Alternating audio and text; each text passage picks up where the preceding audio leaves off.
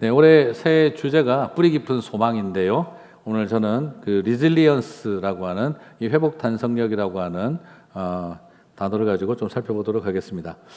올해 새해를 시작하면서 준비하면서 또 계속 제 마음속에 떠올랐던 단어가 회복 탄력성, 회복 또 탄성력이라고 하는 이 리질리언스라고 하는 영어 단어였습니다. 이 리질리언스는 되돌아온다, 다시 튀어오른다라는 뜻을 가진 라틴어의 리질리레라고 하는 그 라틴어에서 유래가 되었다고 합니다. 뭐 농구공처럼 퉁 튕기면, 배구공처럼 퉁 튕기면 튀어 올라오는 바로 그 회복 탄력성. 자, 그것을 보고 리질리언스라고 말을 하는 것이죠.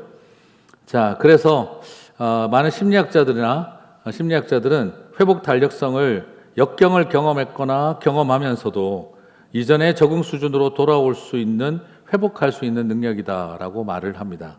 그래서 요즘 이 말은 심리학자들 또 사회 경제 지표를 연구하는 사람들 여러 가지 모양으로 이 리질리언스라는 용어는 사용이 되고 있지요. 그래서 이렇게 표현할 수도 있겠습니다. 아무리 비틀어도 나는 내 모습을 다시 찾아낼 것이고, 아무리 밟아서 꺾어 놓는다 할지라도 나는 절대 내 형상을 잃어버리지 아니하겠다 하는 그 능력이 바로 회복 탄력성이다라고 말하는 것이지요. 자, 다르게 표현하자면 마음의 근력이다라고 할 수도 있겠고, 영혼의 근력이다라고 말할 수도 있겠습니다. 그래서 이 마음의 근력을 잃어버리게 되면 우리는 실패 앞에 실패자가 되는 것이죠. 실패는 할 수 있어도 실패자가 되지는 않을 수 있습니다. 그런데 우리는 실패가 실패자로 만들어버리는 경우들이 많이 있습니다. 실패자는 실패한 시간에 멈춰 있고, 실패한 장소를 떠나지를 못하고, 그리고 실패한 모습을 그대로 갖고 살아가는 것이죠. 그 모습에 멈춰 있습니다. 실패의 시간과 공간을 떠난 것이 아니라 실패의 시간과 공간으로부터 도망을 쳤을 뿐이다 하는 생각이 들 때가 있습니다. 그 실패의 시간과 장소를 벗어난 게 아니라 그냥 그것을 도망친 모습. 그래서 실패는 여전히 우리의 인생의 결론이고, 과거의 일이었는데 실패는 여전히 결론이고 내 인생의 현재 진행형으로 다가오는 모습입니다. 그러나 반면에 마음속에 회복 탄력성을 갖게 되어지고 가지고 있는 사람은 넘어지지 않는 힘을 갖는 것이 아니라 실패하고 넘어지더라도 다시 일어나는 힘을 가지게 된다는 것이죠. 실패하지 않는 삶을 살아가는 것이 아니라 실패하더라도 실패 이전의 모습으로 다시 회복되어지는 복원력을 가지고 있는 것이죠. 그래서 실패는 결론이 아니라 과거에 있었던 완료형이 되고, 그리고 그 실패는 새로운 회복의 출발점으로 만들어가는 것입니다. 실패는 현재가 아니라 과거입니다. 그리고 실패는 새로운 시작을 향한 서론으로 만들어가는 것이죠. 그것이 바로 우리 안에 있는 뿌리 깊은 소망을 갖고 있을 때, 그것을 통해 우리가 리질리언스, 회복 탄력성을 갖게 되어질 때 일어날 수 있는 일이라는 것이죠. 사랑하는 성도 여러분, 그리스도인이 된다는 것은 넘어지지 않는다, 쓰러지지 않는다가 아니라 넘어지고 쓰러진 자리에서 다시 일어나는 은혜와 능력을 경험하는 것입니다. 잠언 24장 16절 말씀을 같이 읽겠습니다. 대저 의인은 7번 넘어질지라도 다시 일어나려니와. 그렇습니다. 믿음으로 말미암아 의롭게 되어진 하나님의 백성들은 넘어지지 않는 인생을 살아가는 것이 아닙니다. 7번 넘어진다 할지라도 다시 일어나는 삶이 된다는 것이죠. 여러분, 믿음은 우리를 절대 넘어지지 않는 신앙생활로 이끌어가는 것이 아니라 7번 넘어지더라도 다시 일어날 수 있는 생활신앙을 갖게 하는 것입니다. 여러분, 이것이 은혜입니다. 새해를 시작하면서 2025년을 시작하면서 저는 여러분에게 이런 소망이 있게 되시기를 축복합니다. 하나님, 이번 한 해 동안은 넘어지는 일이 없게 하옵소서가 아니라 다만 한 번 넘어졌을 뿐, 아직 6번 넘어져도 일어날 수 있다 하는 마음이 있었으면 좋겠습니다. 7번 넘어졌을지라도, 그리고 또 7번 넘어진다 할지라도 나는 다시 일어서리라. 그것이 여러분의 마음과 가슴 속에 노트로 남아있게 되시기를 주님의 이름으로 축복합니다. 자, 그렇다고 한다면 오늘 이것을 우리에게 도전하고 있는 사도 바울은 정말 능력과 그리고 권세와 은혜를 누리며 살아가는 사람이기만 했을까요? 사실 사도 바울의 바울 서신을 보게 되면 이 풍성하다는 표현과 은혜라는 표현이 참 많이 나옵니다. 풍성한 위로, 풍성한 확신, 풍성한 능력, 풍성한 의, 풍성한 소망, 풍성한 감사. 바울 서신에서 굉장히 로마서부터 시작되어지는 사도 바울의 서신을, 성경을 보게 되면 무엇보다 풍성이라는 표현과 그리고 풍성으로 수식되어지는 위로, 확신, 능력, 의, 소망, 은혜, 감사, 이런 표현들이 굉장히 많이 나옵니다. 정말 풍성한 풍성이 있습니다. 그리고 풍성한 위로, 감사. 그렇다고 한다면 사도 바울은 그저 달달한 현실 속에서 콧노래 부르듯이 바울 서신을 적었기에 풍성, 은혜, 감사, 능력, 위로, 이런 말이 넘쳤던 걸까요? 사실 사도 바울의 인생을, 그의 사역의 여정을 살펴보면요, 지독한 고통 속에서 그가 얼마나 처절하게 시와 노래로 고백했는지를 발견할 수가 있습니다. 바울은 여러분 결코 강한 사람이 아니었습니다. 자신을 어떻게 묘사하고 있냐 그러면 자신을 resilience, 회복 탄력성을 가진 사람으로 설명하지 않습니다. 그는 떨어지면 튀어오를 resilience가 강한 사람이라고 묘사하지 않습니다. 나는 떨어지면 박살나버릴 질그릇, 나는 떨어지면 튀어오를 공이 아니라 떨어지면 가루가 나서 튀어져며 온 곳곳으로 흩어져 버릴 부서지기 좋은 존재라고 말하고 있습니다.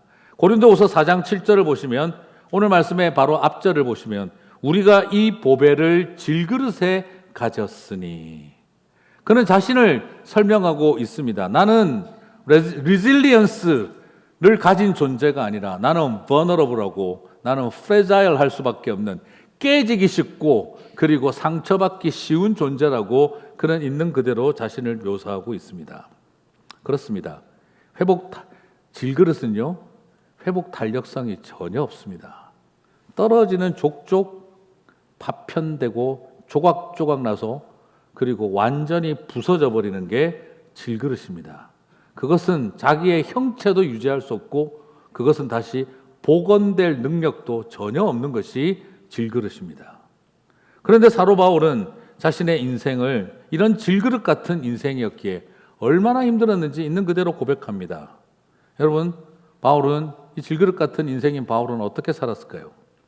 고린도후서 11장 24절에서 27절을 보겠습니다. 우리 한 절씩 교독 한번 해보겠습니다. 유대인들에게 40에서 하나 감한 매를 5번 맞았으며 3번 태장으로 맞고 1번 돌로 맞고 3번 파선하고 일주야를 깊은 바다에서 지냈으며 여러 번 여행하면서 강의 위험과 강도의 위험과 동족의 위험과 이방인의 위험과 시내의 위험과 광야의 위험과 바다의 위험과 거짓 형제 중에 위험을 당하고 또 수고하며 애쓰고 여러 번 자지 못하고 줄이며 목마르고 여러 번 굶고 춥고 헐벗었노라. 아멘이 잘 안 나오는 말씀입니다.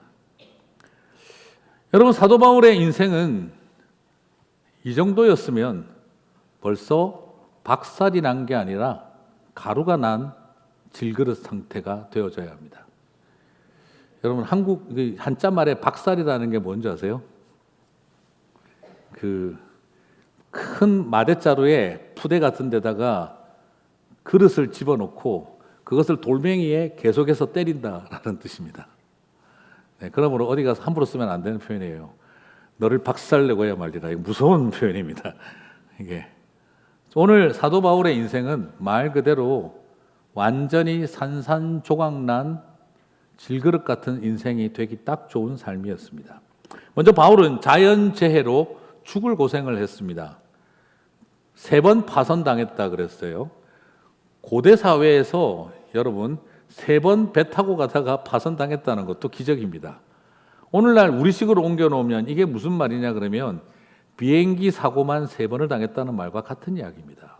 끔찍한 이야기입니다. 일상적이지 않고 저 사람은 인생의 불행이 따라다니는구나 하는 말을 듣기 딱 좋은 사람이었습니다. 그래서 그는 바다에 일주일 동안 낮과 밤을 일주일 동안을 바다에 떠다니는 표류 생활을 했다라고 말을 합니다. 여러분, 밤바다에 일주일 동안 튜브 잡고 한번 수영장에 있어 보십시오. 못 삽니다. 힘들어서. 그런 상태의 길을 자신의 삶을 살아왔고 강의 위험과 시내의 위험, 물이 너무 많은 곳에서 휩쓸리며 생명을 위협하는 강의 위험, 시내의 위험을 경험했고 광야의 위험, 물이 하나도 없는 사막 땅에 말라 죽을 것 같은 그런 위험도 경험했다고 합니다. 그의 삶은 마치 시냇물, 강, 바다, 산 어디를 가도 하나도 머리 둘 곳이 없을 만큼 자연재해가 따라다니는 인생이었습니다. 그래도 누가 보니까 그 이야기를 하더라고요. 지진과 산불은 안 겪어본 것 같네요. 이렇게 이야기를 하시더라고요. LA는 선교하러 오지 않아서 그런 것 같습니다. 아마 왔더라면 지진과 산불도 겪었을 텐데 말이죠. 그것 빼고는 사도 바울은 다 겪었습니다. 그리고 두 번째, 자연재해만 겪은 것이 아닙니다. 사람재해, 인간재해를 경험했습니다. 그는 자신의 경험했던 고통을 동족의 위험, 이방인의 위험, 그리고 거짓 형제들로부터 당한 위험이라고 말을 합니다. 자, 무슨 말이냐? 그는 유대인이었습니다. 그는 유대인이었지만 로마 땅에 노예로 끌려가서 살다가 로마의 시민권을 얻게 된 이중 언어와 이중 문화를 경험한 사람입니다. 소위 말해서 주이시 로만으로 살았던 사람이에요. 그런데 그는 로마에서 살아가면서도 자기 유대인의 정체성을 사랑해서 예루살렘에 돌아와서 대학 생활을 했습니다. 소위 말해서 로마 땅에서 시민권 받고 살았는데 그는 역이민을 가서 예루살렘으로 돌아가 그곳에 가말리엘 문화생이 되어서 이스라엘 사람으로 자기 민족을 사랑하고 살았습니다. 그런데 그의 인생에 어떤 일이 있었다고 말을 하고 있습니까? 나는 그렇게 로마 땅에 좋은 것을 버리고 내 민족에게 역이민을 가서 율법을 배우고 말씀을 배웠는데 결과는 내 동족들이 나를 죽이려고 했다라고 말하고 있습니다. 그리고 두 번째로 그는 이방인들의 위험을 경험했다라고 말을 합니다. 그는 로마인들의 철학과 그리고 로마인들의 학문과 문화를 경험하고 그래서 예수님께서 자신을 이방인들을 위한 사도로 부르셨습니다.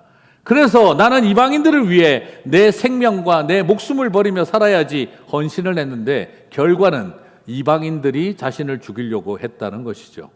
사도 바울이 돌에 맞아 죽었는 줄 알고 성벽에 집어 던져버렸던 사람들, 그게 바로 다 사도 바울이 사랑했던 이방인들이 그를 죽음으로 내몰았습니다.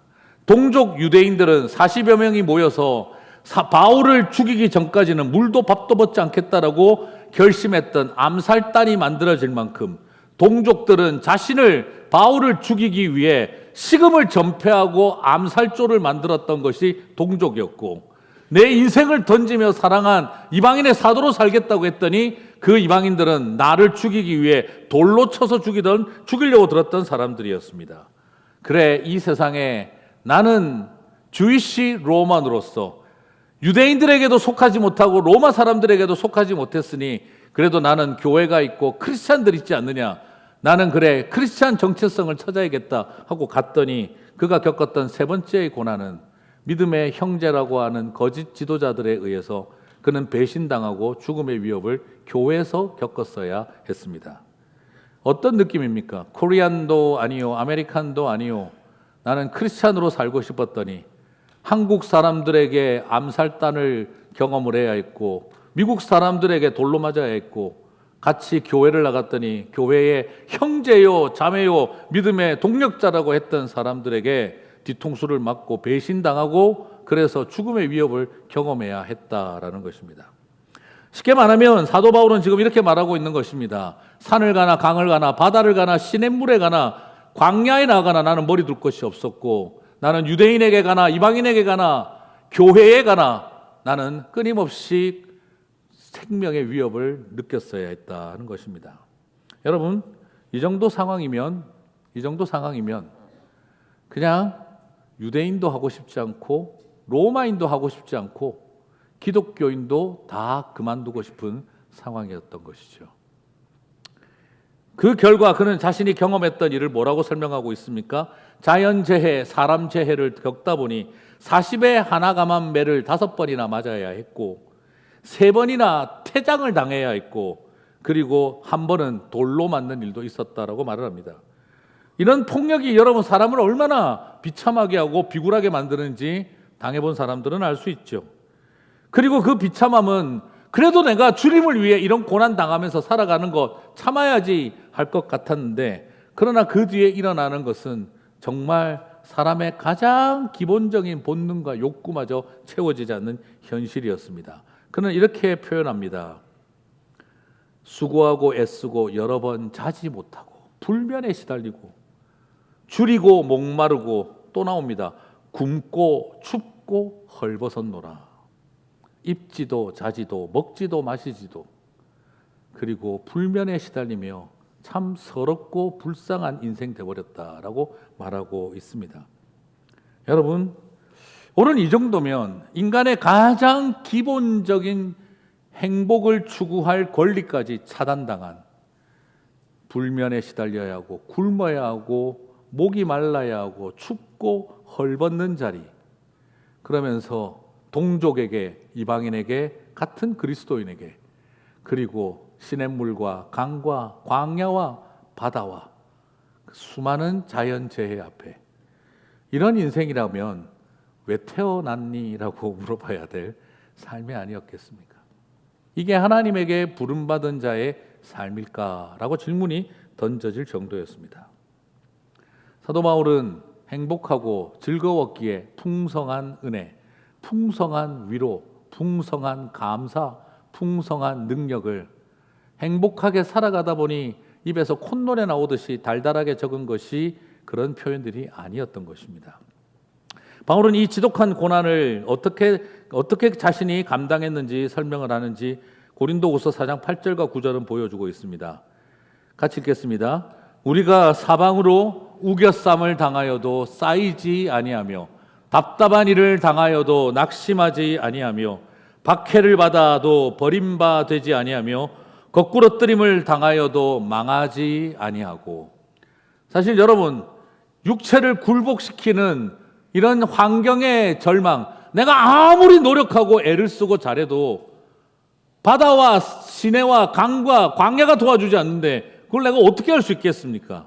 내가 아무리 사랑하고 열심히 섬겨도 날 죽이겠다고 드는 동족과 저 이방인들, 믿음의 형제라고 믿었던 사람들에게 배신당하고 뒤통수 맞고 나면 그러면서 당하는 그 수많은 매질과 그리고 수많은 돌팔매질과 그 굶주림과 목마름과 춥고 헐벗은 자리에 던져지고 나면 사실은 가만히 있어도 넘어질 판이요, 건드리지 않아도 포기할 판이요, 누가 쳐다만 봐도 절망하고 쥐구멍이라도 들어가고 싶은 그런 심정일 텐데, 사도 바울은 다르게 고백합니다. 우겨쌈을 상하여도 쌓이지 아니하였고 답답한 일을 당해도 나는 낙심하지 않았고 박해를 받아도 버림받아지지 않았고 거꾸러뜨림을 당하여도 망하지 아니하였다. 사랑하는 성도 여러분, 엄청난 회복 달력성입니다. 어떻게 이게 가능했을까요? 굽게 할 수는 있어도 꺾을 수는 없었습니다. 휘어 놓으려고 해도 다시 돌아왔습니다. 아무리 더럽혀도 사도 바울 안에 있는 고귀함을 더럽히지 못했습니다. 내면이 무너져서 침체에 빠지기를 바라고 공격했는데 오히려 하나님의 형상이 그 안에서 더욱 빛납니다. 갈등이 생기고 실패하게 되어 무릎 꿇고 용서를 구하며 제발 도와달라 싹싹 빌 줄 알았는데 그것을 이겨내고 당당하게 살아갑니다. 아니, 어떻게 이게 가능할 수 있을까? 좀 내가 그렇게 우리에게 고통당하고 자연재해를 당하고 사람한테 재해를 당하면 사람이 말이야 좀 무너지고 깨지고 자빠지고 엎어져야 될 텐데 왜 저렇게 약오르게 더 잘 살아가는 걸까? 어쩌면 사도 바울의 인간적인 개인적인 능력일까요? 인성이 강하고 심령이 튼튼해서 그런 걸까요? 웬만한 고통쯤은 겪어봤기 때문에 모질고 독하게 살아남을 수 있는 생존력이 강해서일까요? 그렇지 않습니다. 오히려 바울은 이 모든 것이 가능했던 것은 하나님의 은혜밖에 없다라고 고백하고 있습니다. 고린도후서 4장 7절, 우리가 이 보배를 질그릇에 가졌으니, 같이 읽겠습니다. 이는 심히 큰 능력은 하나님께 있고 우리에게 있지 아니함을 알게 하려 함이라. 그래요, 나는 질그릇 같은 인생에 불과하지만 그럼에도 불구하고 나는 부서지고 박살나고 가루나지 않았던 것은 내 안에 하나님이 계셨기 때문입니다 라고 고백하고 있습니다. 사랑하는 우리 형제 자매 여러분, 믿음의 식구 여러분, 그렇습니다. 우리를 아무리 질그릇 같은 나를 쳐다보고 절망이 되어지고 우리 같은 인생들은 떨어지면 박살나고 깨지고 상처투성이가 될 거라고 여겨지고 나 자신도 초라하게 보이지만, 그러나 우리 안에 하나님이 계신 것을 깨달을 때 사랑하는 성도 여러분, 어떤 것도 더럽히지 못할 것입니다. 어떤 것도 부수지 못할 것입니다. 죽으라고, 엎어지라고, 부서지라고, 박살나라고 내동댕이 쳤는데 우리는 다시 하늘을 향해 솟아오르고 뛰어오르게 될 줄 믿습니다. 그것이 하나님의 은혜입니다. 2025년 인생이, 삶이, 내 주변의 자연이, 인간들이, 삶의 현실이 우리를 땅바닥으로 집어내어 던진다 할지라도 다시 그곳에서 솟아오르고 일어서는 저와 여러분 되시기를 주님의 이름으로 축복합니다.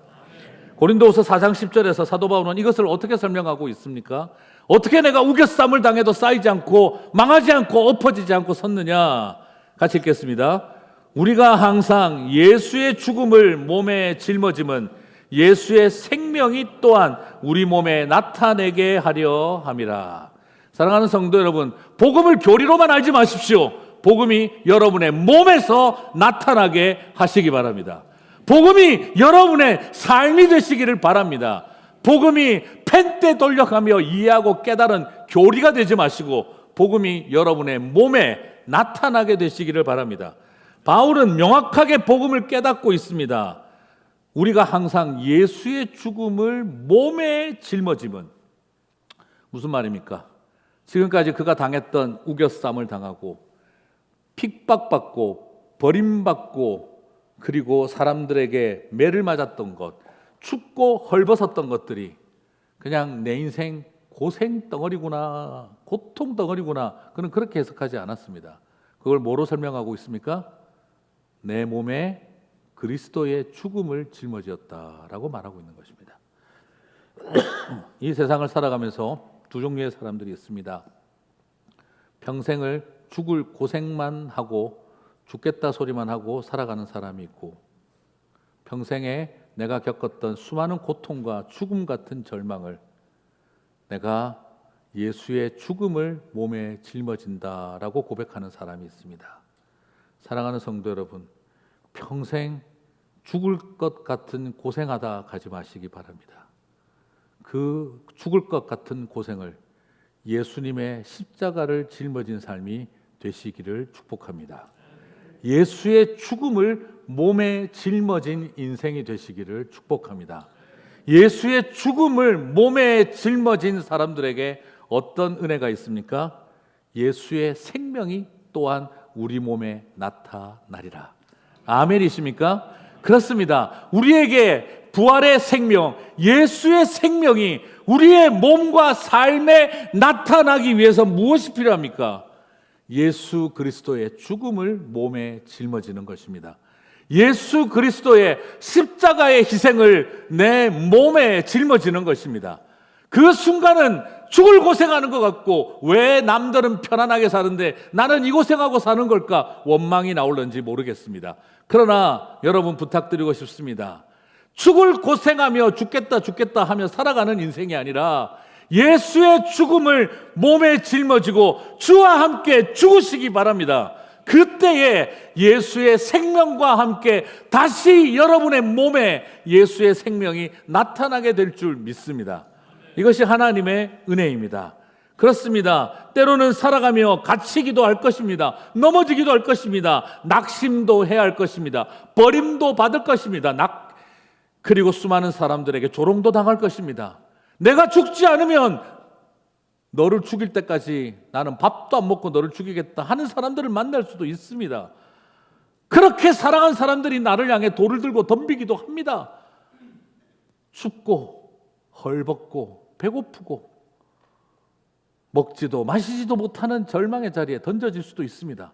그러나 그것이 여러분의 인생에 재수없는 고생이 되지 말고 예수의 십자가가 되시기를 바랍니다. 예수의 죽음을 몸에 짊어진 인생이 되시기 바랍니다. 그 인생은 그 끝에서 예수의 생명이 그 몸에 나타나는 것을 반드시 보게 될 줄 믿습니다. 저는 그것이 은혜라고 믿습니다. 이 신비를 깨달으십시오. 이 복음을 깨달으십시오. 이 복음이 교리로 배운 것이 아니라 내 몸에 나타난 은혜가 되게 하여 하시기를 주님의 이름으로 축복합니다. 그렇습니다. 절대 예수의 생명은 쉽게 나타나지 않습니다. 예수의 부활의 생명은 그냥 쉽게 내 인생에 나타나는 게 아닙니다. 예수의 십자가를 짊어지었을 때 예수의 부활의 생명이, 주님의 부활의 생명이 이 연약한 우리의 육체를 통해서도 나타나게 될 줄 믿습니다. 여러분, 참 복음은요, 이 머리를 위해서 주신 게 아니라 이 몸에 예수님의 생명이 나타나라고 주신 것입니다. 십자가에서 주와 함께 죽고 주와 함께 사십시오. 예수님과 예수님의 죽음을 내 몸에 짊어지십시오. 그게 예수의 생명이 내 몸에 나타나는 통로입니다. 이것을 알면 우리는 일상을 바라보는 삶의 태도가 달라질 수밖에 없습니다. 예수 그리스도 안에 뿌리 내리고 뿌리 깊은 소망을 갖게 되면 어떤 지독한 고난도 결론이 아니라 풍성한 은혜의 서론이 될 줄 믿습니다.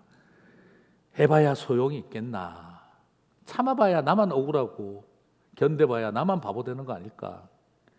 끊임없는 선지자적 딜레마가 우리의 마음을 파고 들어올 때 여러분 다시 회복 탄력성을 가지고 무너지고 빼앗기고 쫓겨나고 그리고 무시당한 곳에서 다시 튀어올라 하늘을 향해 점프하는 저와 여러분 되시기를 바랍니다. 박노해 시인은 걷는 독서에서 이렇게 말합니다. 오뚜기처럼 살아가고 회복 탄력성을 가진 인생에 대해서 그는 이렇게 말합니다. 무견하게 일을 하고 의연하게 맞서 싸우고 초연하게 살고 죽으며 사랑하게 하소서. 여러분, 이 땅을 살아가는 성도에게는 이렇게 살 수 있는 힘이 주어집니다. 무견하게 일하고 의연하게 맞서 싸우고 초연하게 살고 죽으며 사랑하게 하는 삶. 이것이 멋진 인생 아니겠습니까? 이것이 뿌리 깊은 소망을 가진 인생 아니겠습니까? 그렇습니다. 욥의 삶을 바라봅니다. 그 수많은 고통과 절망의 자리에서 그는 다시 뿌리 깊은 소망을 갖고 내가 반드시 정금같이 나올 것을 그는 믿었습니다. 저는 그 찬양이 참 너무 좋습니다. 주신 자도 여호와시요 취하신 자도 여호와시오니. 저도 잘못 잡았네요. 오늘 유난히 3부 와가지고 도망쳤네요. 제가 1, 2부 너무 올라간 것 같습니다. 여호와의 이름이 찬송을 받으실지로다. 고통 중에 즐거워하며 오히려 내가 위로를 받으니 거룩하신 주님의 말씀에 순복함이로다. 내 앞길을 아시는 분은 오직 여호와 하나님 한 분이시니 주가 나를 단련한 후에는 정금같이 되리라. 사랑하는 성도 여러분, 저와 여러분에게 이 은혜와 축복이 2025년 한 해 동안 가득하시기를 바랍니다. 그래서 가져가셨든 취하셨든 찬송을 부르겠나이다. 고통 중에 오히려 내가 위로를 받습니다. 내 앞길을 아시는 분은 오직 주님 한 분이시니 이 모든 것이 나를 파괴하는 것이 아니라 단련하는 것으로, 그래서 나는 사라지는 존재가 아니라 정금같이 될 줄 믿습니다. 인간적인 생각과 좌절의 마음은 우리를 외면과 대적으로 이끌어갑니다. 현실을 향해 외면하고 현실을 향해 대적자가 되게 합니다. 그러나 소망은 외면하지 않고 피정의 자리로 이끌고, 소망은 우리를 대적자가 아니라 직면하게 만들어갈 것입니다. 하나님의 백성들은 외면하는 사람들도 대적자도 아니라 피정할 줄 알고 직면할 줄 아는 사람들로 세워가는 것입니다. 젊은 날 한때 제가 끄적거렸던 글을 찾아서 봤습니다. 세상이 어두우면 촛불을 켜자. 바람이 불어 꺼질지 몰라도 촛불을 켜라. 무엇을 하겠다고 어두운 세상을 밝혀보겠다는 야망은 내려놓아라. 다만 나 자신이 어두움이 되지 않고, 나 자신이 어두움에 숨지 않고 내 못난 모습 조금이라도 밝혀보겠다는 소박한 마음으로 비록 꺼질지라도 그 꺼질지 모를 촛불을 켜라. 혼자 적어놓고 또 이런 글을 쓰다니 하고 또 울고 감동하고 제 마음에 주님 주시는 마음인 것 같습니다. 사랑하는 성도 여러분, 세상을 밝혀보겠다, 뭘 하겠다, 대단한 야망이 있어서도 아니라 다만 나 자신이 어두움이 되지 않기 위해, 다만 나 자신이 어두움에 숨는 법에 익숙해지지 않기 위해 내 못난 모습 조금이라도 밝혀보려고 소박한 마음으로 꺼질지도 모를 그 촛불을 손에 드는 삶, 그것이 고난 앞에서 흔들리지 않는 길을 걸어가는 믿음의 백성들의 삶 아니겠습니까? 작은 불꽃 하나가 큰 불을, 지금 이 주간에는 좋은 표현이 아닌 것 같습니다. 우리 안에 어떤 연약한 백성들이지만 무너지지 않는 그 마음으로 잿더미 되어버린 세상 속에서 다시 한번 하나님의 은혜를 붙드는 사람들. 사랑하는 성도 여러분, 새해 시작하고 좋은 소식이 하나도 없습니다. 과연 다시 회복할 수 있을까 두려움이 밀려옵니다. 떠나온 조국을 봐도, 지금 우리가 살고 있는 LA를 봐도 역대급의 일들을 겪으면서 과연 우리는 회복할 수 있을까 두려움이 밀려옵니다. 하지만 사랑하는 성도 여러분, 희망적이기에 소망을 가진 것은 오히려 말이 되지 않습니다. 희망적이기에 우리는 소망하지 않습니다. 절망적이기에 소망을 붙드는 것이죠. 기도하고 싶지도 않을 만큼, 기도도 되지 않을 만큼 절망적일 때가 가장 기도해야 할 때입니다. 교회를 나가고 싶지도 않을 만큼 가장 절망적일 때가 사실은 하나님 앞에 나아가야 할 때입니다. 희망적이기에 소망을 품는 사람 없습니다. 가장 절망적이기에 우리는 다시 희망을, 소망을 품어야 하는 것입니다. 사랑하는 성도 여러분, 그 마음으로 의연하게, 그 마음으로 묵연하게, 그 마음으로 초연하게 다시 사랑하게 하옵소서. 7번 넘어질지라도 다시 일어나게 하옵소서. 그 마음으로 나아가는 저와 여러분이 되시기를 바랍니다. 말씀을 마무리하면서, 전 아버님이 암으로 돌아가시고 아버님이 암으로 돌아가실 때 과수원을 빼앗겨서 떠날 때 그때 생각을 많이 났습니다. 쫓겨나던 집에서 아버님이 몇 년을 당신의 인생을 던져서 가꾸었던 가수원, 이제는 자식들에게 고향을 만들어주고 싶다는 마음으로 집을, 농막을 리모델링하고 정말 최선을 다해서 온 가족들을 위해 준비하셨습니다. 그러나 결과는 가난 말기 환자로 투병하며 모든 것을 잃어버리는 자리에 오셨고, 아버님의 장례를 치르고 난 다음 그 모든 것을 빼앗기게 되어졌습니다. 그때 제 마음에도 좌절과 절망과 분노가 오니까 그냥 그 과수원 불질러 버리고 싶더라고요. 밤마다 어디에 몰래 차를 갖다 놓고 어디쯤 가서 불을 질러 버릴까, 이런 범죄를 머릿속에 상상하게 되기도 하고, 이사 떠나오던 그 아버님의 온 손때와 땀이 묻은 그 집을 떠날 때 유리창을 다 깨버릴까, 그냥 거기다가 온갖 해코지를 해놓고 나갈까 할 정도로 마음이 상해 있었을 때 저희 어머니를 쳐다보며 아버님이 정성으로 가꾸셨던 그 집을 바라보며 예배드리고 나왔습니다. 그때 어머니와 487장 찬송가를 같이 불렀는데 참 많이 눈물을 흘렸던 기억이 납니다. 그 찬양이 가슴 속에 못처럼 박혀 들어오고 은혜로 스며 들어오기 시작을 했습니다.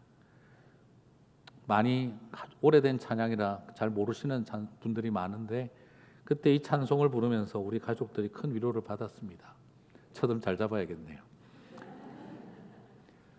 어둠 후에 빛이 오며 바람 분 후에 잔잔하고 소나기 후에 햇빛 나며 수고한 후에 쉼이 있네. 연약함 후에 강건하며 애통한 후에 위로받고 눈물 난 후에 웃음 있고 씨 뿌린 후에 추수하네.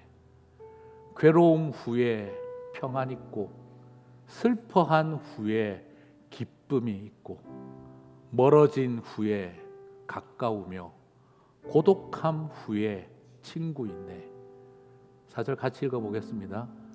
고생한 후에 기쁨 있고 십자가 후에 영광 있고 죽음 온 후에 영생하니 이러한 도가 진리도다.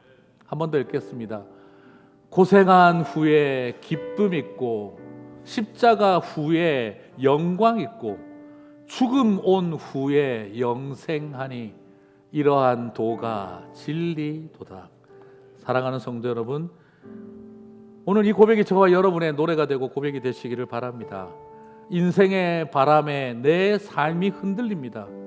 힘겨운 시간을 견디어내면 결국 은혜의 날들이 오지만 그 순간은 다 포기하고 싶습니다. 작은 날을 통해 주님이 큰일 하실 것을 우리는 다 알고 있습니다. 그러나 위기 앞에 서면 눈앞에 우리에게 닥치는 잿더미와 파괴되어진 현실이 우리의 눈과 마음을 가득 차버립니다. 그러나 다시 한번 위기 앞에 설 때마다 선명하게 주님을 보게 되는 저와 여러분이 되시기를 바랍니다. 7번 넘어진다 할지라도 나는 다시 일어나겠습니다. 그 마음으로 의연하고 초연하고 담대하게 다시 사랑하게 하소서. 그 마음을 가지고 나아갈 때 우리는 분명히 고백할 수 있습니다. 십자가 후에 영광이 있고 죽음이 온 후에 영생이 있으니 이러한 도가 진리로다. 이러한 도가 진리로다. 그 고백을 고백하며 나아가는 저와 여러분 되시기를 주님의 이름으로 축복합니다. 우리 다 함께 자리에서 일어나셔서 찬송하고 마치겠습니다.